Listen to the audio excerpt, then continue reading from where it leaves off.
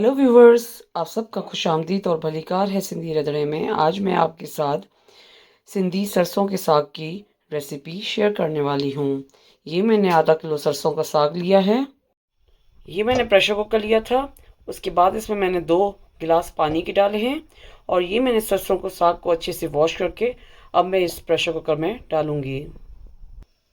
अब ये मैंने सरसों का साग डाल दिया है, तो अब इसके ऊपर हम ढक्कन देंगे और 2 से 3 विसिल बजने के बाद जो है हम इसका फ्लेम ऑफ कर देंगे और इसका फ्लेम जो है आपको मीडियम पे रखना है।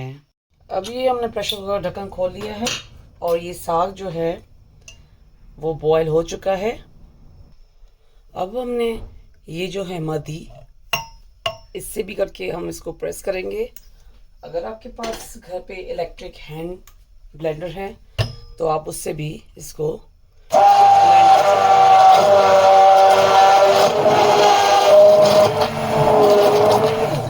हैंड ब्लेंडर में ज़्यादा टाइम नहीं लगता है,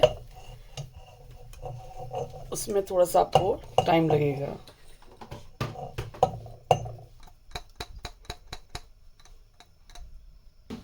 अब इसमें हम नमक डालेंगे एज पर टेस्ट और अब हल्दी डालेंगे ½ टीस्पून।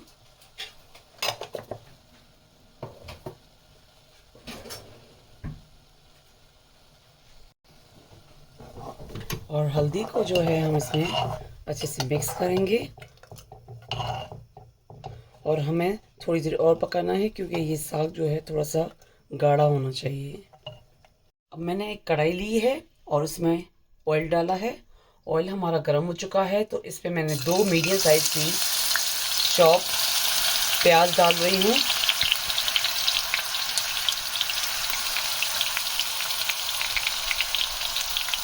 और इसका फ्लेम जो है आपको मीडियम पे रखना है।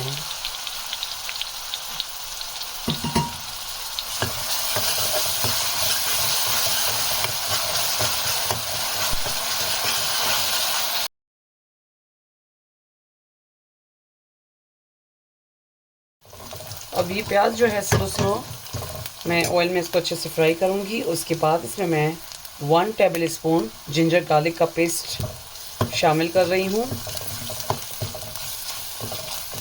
और इसका फ्लेम जो है मैंने स्लो कर दिया है।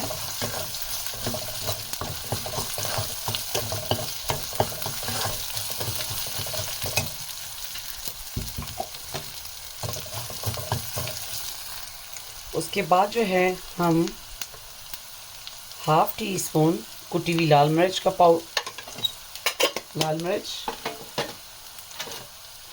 1/4 टीस्पून हल्दी, क्योंकि पहले भी हमने सरसों के साग में हल्दी शामिल की थी तो इसलिए इसमें हम थोड़ी सी डालेंगे।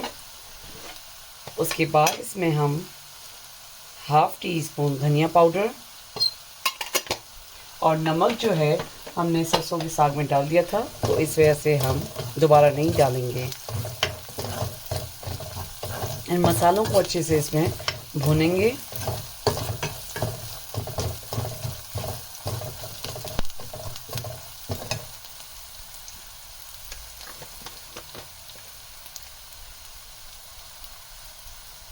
वन 1/4 टीस्पून जीरा पाउडर शामिल कर रहे हैं हम।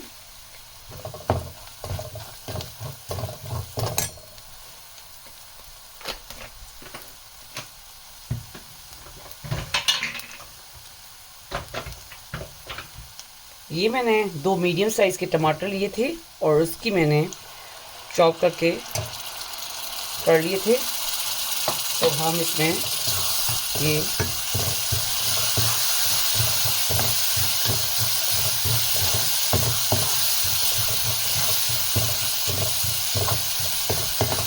क्योंकि सिंधियों में जब खाना बनता है तो उसमें टमाटर शामिल नहीं हो तो सब्ज़ी का टेस्ट नहीं रहता है।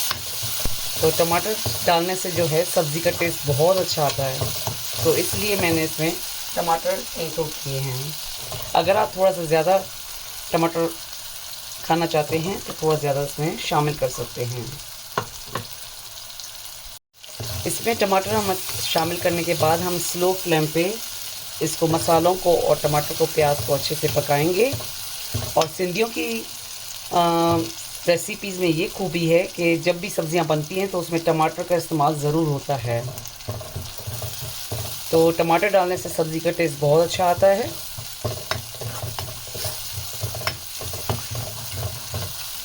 ये देखें, अब ये साइड से ऑयल छोड़ना स्टार्ट कर दिया है सब्ज़ी ने, तो मीन्स हमारी ये जो है ग्रेवी अच्छे से रेडी हो चुकी है।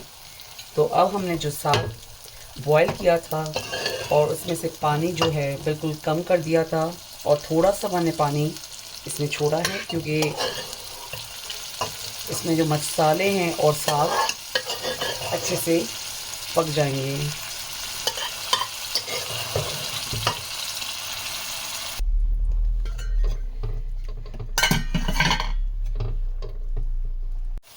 अब ये सरसों के साग में बिल्कुल पानी ख़त्म हो चुका है और ये अच्छे से पक भी चुका है। तो अब हम इसका फ्लेम ऑफ कर देंगे।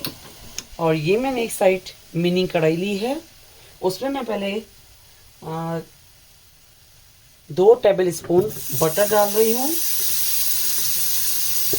ये बटर मेल्ट हो चुका है। ये मैंने 2 से 3 पीस लहसुन के लिए थे और उसको मैंने इस तरीके से कटिंग कर लिया था। अब इसमें हम डालेंगे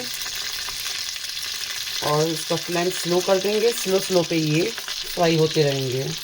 और अब हम इसमें साबुत लाल मिर्च डाल रहे हैं। और अब ये तड़का रेडी हो चुका है।